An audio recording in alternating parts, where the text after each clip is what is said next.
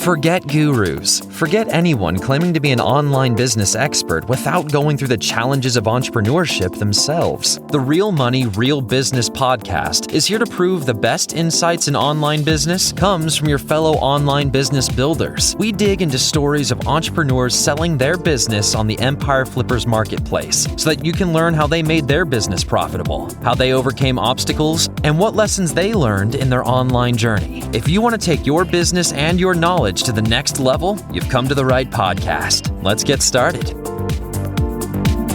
Hey everyone, Sarah here with another great business to discuss on this episode of the Real Money, Real Business podcast. Today's guest is Mark, and he's selling his e-commerce business on the Empire Flippers marketplace.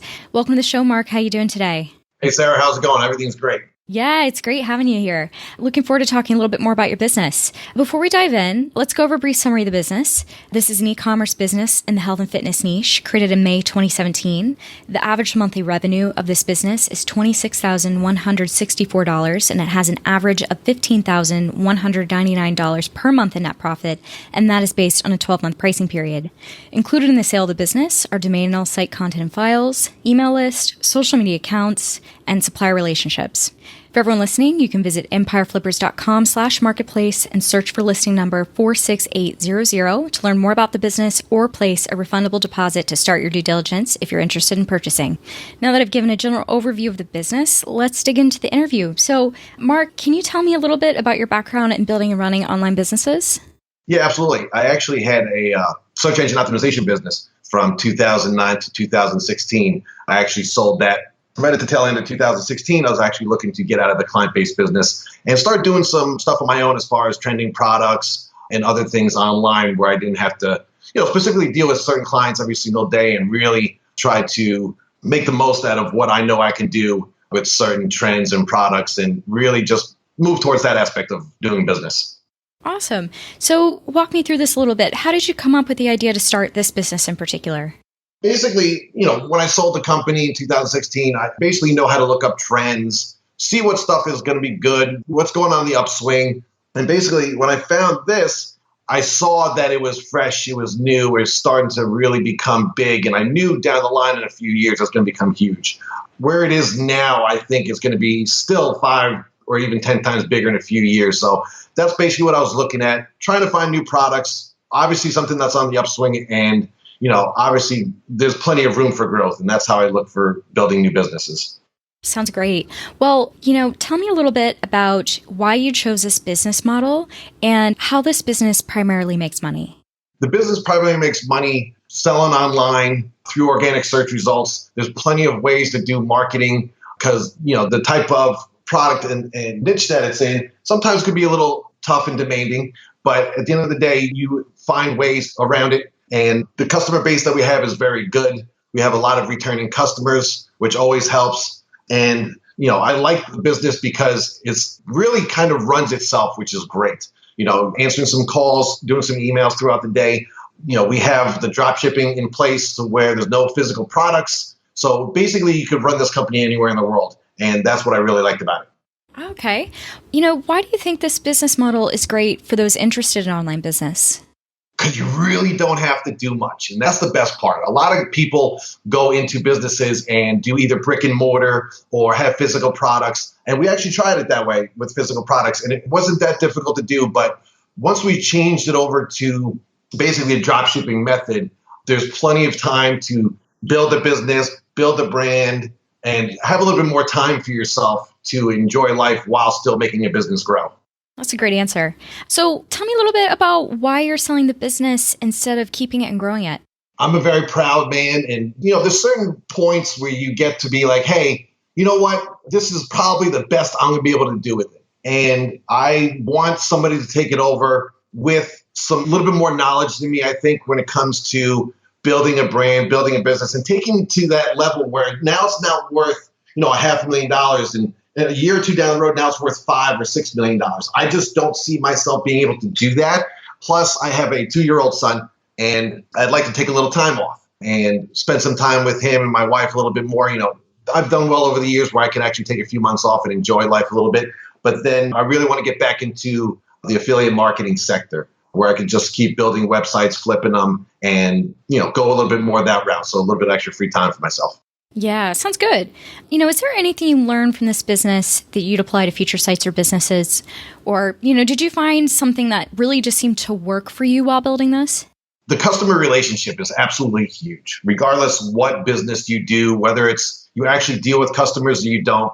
Just knowing that they trust you, trust your business, trust everything about it, that is what I really learned the most. Obviously, within doing the search engine optimization, you deal with customers on a daily basis. They trust you and everything else, but it's completely different when you actually sell a physical product. They like to know who you're dealing with. And, a lot of things that you learn as far as marketing, as far as getting the product to the consumer, making sure the product is legit, is correct, exactly what you say it was. That's one of the biggest things that I've learned, to make sure that you have open, honesty, transparency throughout the entire business. Of course, making sure we're covering all of our bases here. And on the flip side, was there anything that you tried that didn't work? Tons of things. If somebody's running a business and said, there's a lot of things that I tried that didn't work, they're just lying to you. There's certain aspects of the business that you can't do online. So you have to figure out what creative ways to make things work. And that's it's one of the aspects that's tough about the business, or any business that you go into, is finding that right niche, finding that right customer to be able to do what you want to do with the business. Okay. Well, would you say you have any advice that you would give to our listeners that you wish you had known when you gotten started? Do what you feel is right. Don't listen to everybody else. If you think you can do something as far as the business that will make it work, it will work. The one thing that I did in the beginning was listen to certain types of gurus and everybody who knows everything about this business and everything else. And a lot of people really don't. Do your own research, make your own decisions, come up with your own plan of action of what you want to do for the business. It's always great to have insights from everybody else who's been there, done that, but they can also lead you in the wrong direction. So, take everything with a grain of salt that you get and make the best decisions. That's what I would say, because that's where I screwed up in the beginning. I was listening to everybody, and it kind of put me back a little bit. But at the end of the day, I'm glad it happened, because then you learn a lot from it, and you'll be able to take that and turn that into something more positive for your own business. Yeah, I think that's great insight. And then, later on in the interview, I might ask you a little bit more about the people that you were listening to that you did like and you found that helped. But before we get there, earlier you were mentioning a little bit about your traffic. So I want to open the floor just to dig into that a little bit more. So tell me more about, where the majority of your traffic's coming from and what you're currently doing in terms of marketing. Right now, we're not doing much as far as marketing. We're really relying on some affiliates to really start pushing our business. We definitely have to get more of them on, but obviously in this space, it's hard to get your product where it needs to be. Organic search right now is where we're getting a lot of our traffic from. We saw a nice little uptick in organic search after the last update, which is great. And we're starting to improve on that a little bit more. I do a lot of stuff as far as SEO-wise on myself. I can do a lot of things for free, which is great, which is going to help the website overall. We're really working on the on-site optimization to really start pushing everything to the top where we used to be. And I think there's a couple of guys out there that I know who can do certain types of marketing and everything else, where I'd be able to help out the new buyer, where one of the reasons why to sell the business is to have a little bit more time. But I think with the right person buying the business, I think I can help them and point them in the right direction with people that I've met and learned from over time, where I think they can help them shine and really grow this business and take it to the next level. Perfect. So speaking of the next level, if you were to keep this business, what are some ways that you would try to grow it?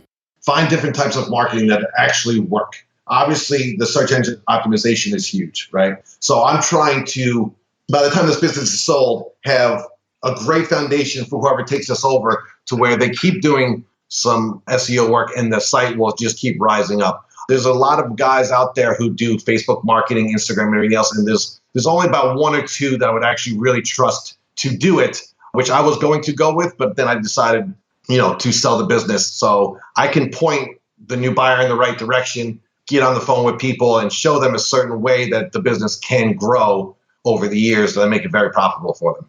Awesome. Well, again, on the flip side, what do you think are the biggest risks for the business that a buyer should be aware of? It's tough to market. You have to know the right people, be in the right spot. There are some guys out there who do marketing 10 times better than me, and I can always admit that. So if there's a good marketer, you'll be great at it. Besides anything else, it's getting a lot easier as far as getting the word out. People know about it a lot more now, which is a lot easier than what it was 3 years ago. Because when we first started out, you really had to educate. Now it's a lot easier. People know about it more and everything else. So that was the hurdle back in the day that's not there anymore. All right. Well, earlier you mentioned that the business is pretty passive. I do want to talk about that just a bit further. Can you tell me more about the type of work you do on the business for maintenance? Yeah, basically what we do is a lot of our customers are repeat customers, right? So the search engine traffic is there right now. So we get about 25%, 30% of the monthly new orders, and then everything else is sending out some emails, some sales to the existing customer and getting it out from there. So, because while we're in the transition of trying to really build up the organic traffic, you have to rely on your great customers, and that's what we do.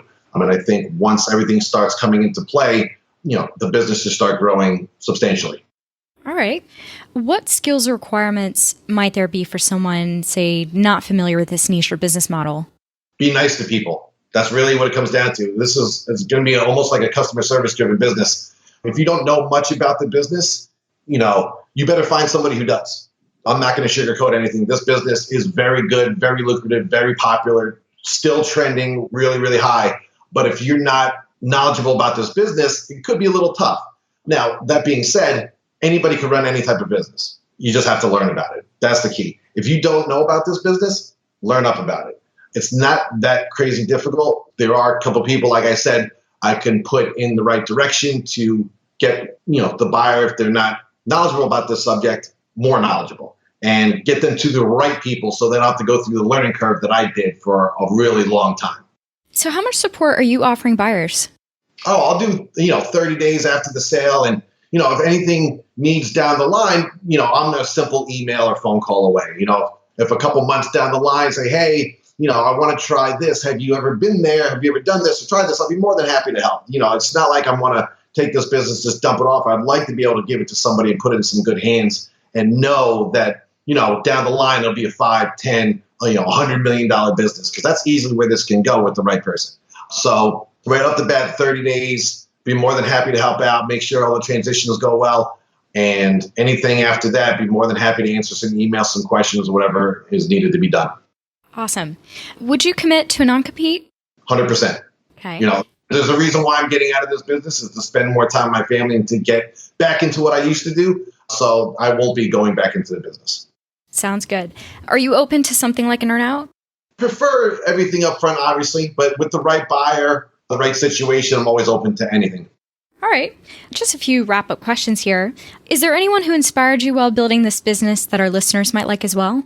What it comes down to at the end of the day was a lot of the work and due diligence was done by me. I learned the hard way. So there's not necessarily one single person that's helped me. It's really self-inflicted from what I've basically learned and done. So I wouldn't say there's like a mentor or anything else besides that, but more of the due diligence that I had to put in, the learning curves and everything else to become where it is today.